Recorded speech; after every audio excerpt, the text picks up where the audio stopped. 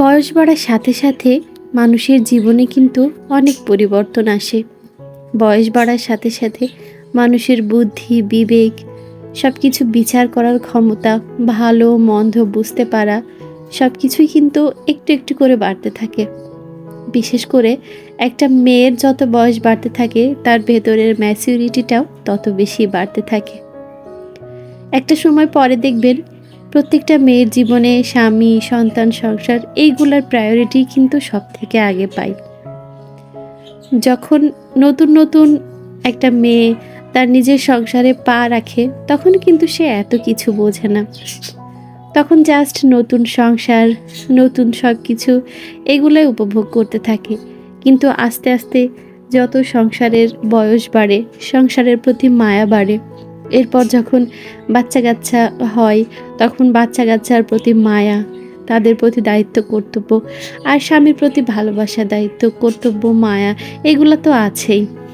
তো কোনো একটা পর্যায়ে গিয়ে দেখা যায় স্বামী, সন্তান, সংসার এই সব কিছুতেই যেন তার অন্যরকম একটা ভালো লাগা আর অন্যরকম একটা গুরুত্বপূর্ণ জায়গা হয়ে ওঠে। তখন কিন্তু এতটা গুরুত্ব অন্য কিছুতেই আর দেওয়া হয় না। মেয়েদের জীবনটা কি অদ্ভুত!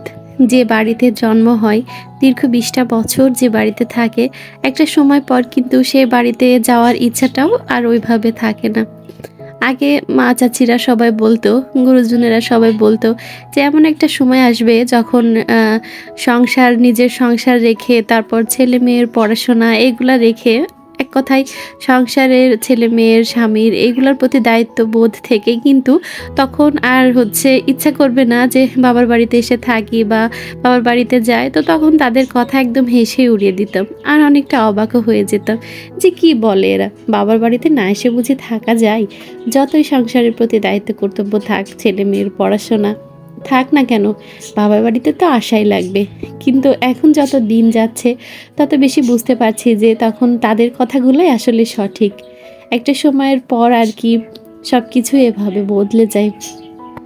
আর সবথেকে বড় কথা হলো, একটা মেয়ের জীবনে বিয়ের পরে সবথেকে বেশি ভরসার জায়গা, বিশ্বাসের জায়গা, আস্থার জায়গা, আর সবথেকে বেশি গুরুত্বপূর্ণ জায়গা হলো তার স্বামী।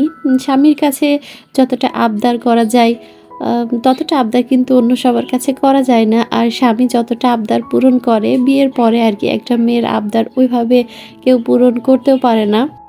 আর শারীরিক অসুস্থতায় বা মানসিক অসুস্থতায় স্বামীর কাছ থেকে যতটা শারীরিকভাবে, মানসিকভাবে সাপোর্ট বা সেবা যত্ন পাওয়া যায় এমনটা কিন্তু অন্য কারোর কাছে পাওয়া যায় না। তাই আমার কাছে মনে হয় যে প্রত্যেকটা বিবাহিত মেয়ের কাছে তার স্বামী একটা গুরুত্বপূর্ণ ব্যক্তি। শুধু স্বামী না, সংসার, স্বামী, সন্তান সব কিছুর গুরুত্বই একটা বিবাহিত মেয়ের কাছে অনেক বেশি। এটা শুধুমাত্র একটা বিবাহিত মেয়েই বুঝবে।